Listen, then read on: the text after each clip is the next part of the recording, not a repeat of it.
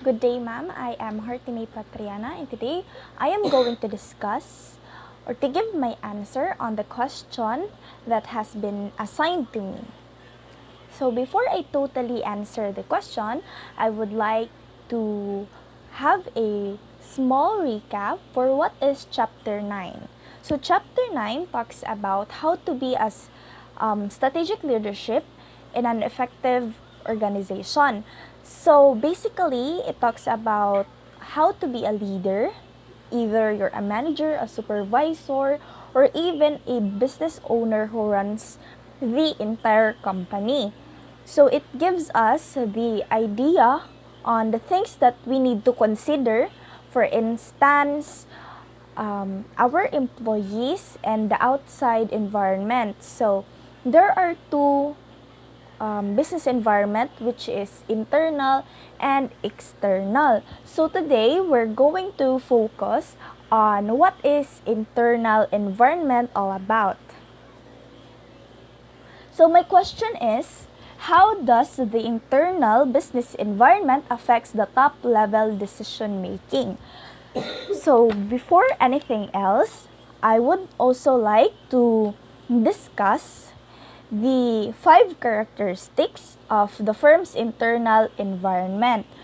So let me read the 5 characteristics and do the explanation afterwards.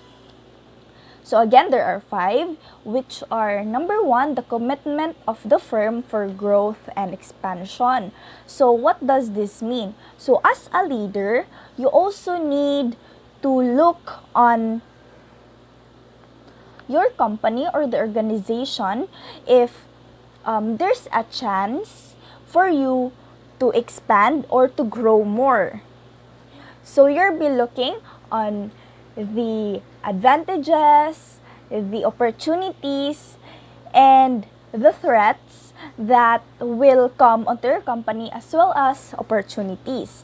So the second one is the size of the firm to compete in the environment. Of course, you always need to consider how your business is running. For instance, you start small and then you envision to expand someday. However, the question is, are you ready or when are you ready to expand your business?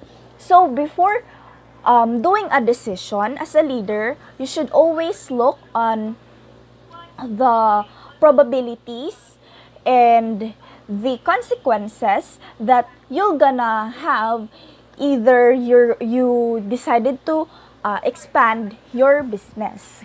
So the third one, we have the organizational culture of the firm.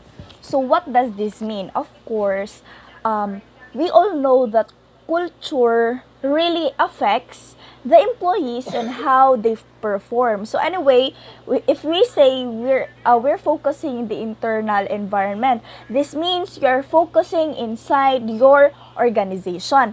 So here we have the organizational culture of the firm. So you have to instill to your employees the culture that your organization has, because I believe that if they understand, if they put it in their heart, they're gonna perform well and give the best of their best to the customers and they're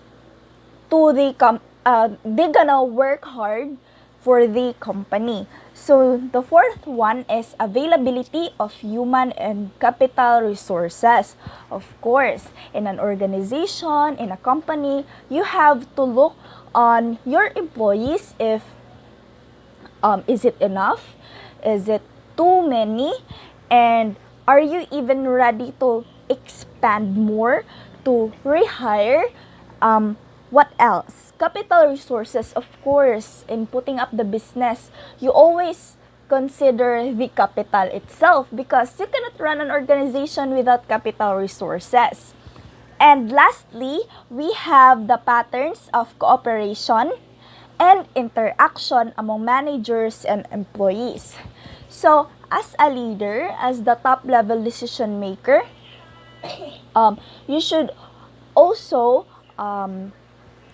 look on the relationship between the employees and managers, because a good relationship will give us a more effective and efficient work. So let me read the passage in the book that really captures my attention. So it says that this could be achieved when managers work as a team through effective coordination and cooperation of organizational control.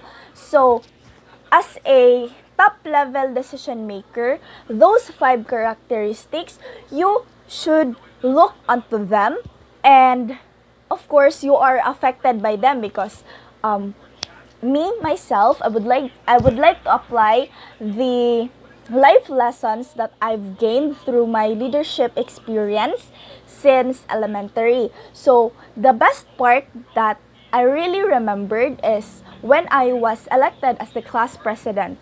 Of course, you are engaging in a classroom full of varieties of people, which naa sila'y lain-lain na batasan, how they approach things. And in an organization, you cannot just decide on your own because you need to take consider all the things. For example, in our classroom, we decided to have an outing. Of course, you cannot say dito ta, morning dalon, and the things nga inana, because there are some people na dili sila gahanahan ani, maybe layo, dili convenient sa ilaha. So you need to hear all the possible ideas, the possible consequences of the thing before fully implementing it. So for me, a good leader or an effective leader is a good communicator. When we say a good communicator, you are you have the qualities of able to hear, you are able to what do you call this? You are an open-minded leader because you are willing to hear all the ideas of your employees or your co-members. And also, you are a good speaker to deliver the proper information or instructions to your employees.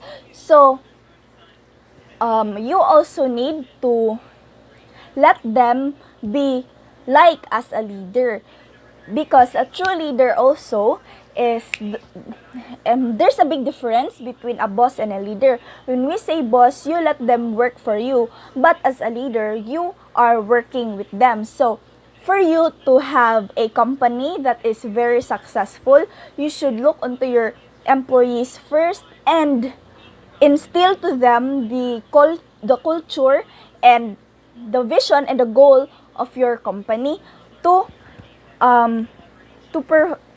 have a good performing company.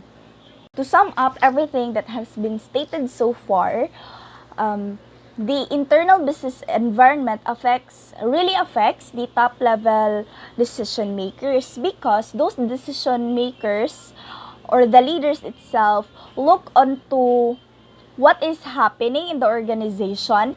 It is the source of competitive advantage. They're gonna know what the things that they're consider and what are the actions that needs to be done.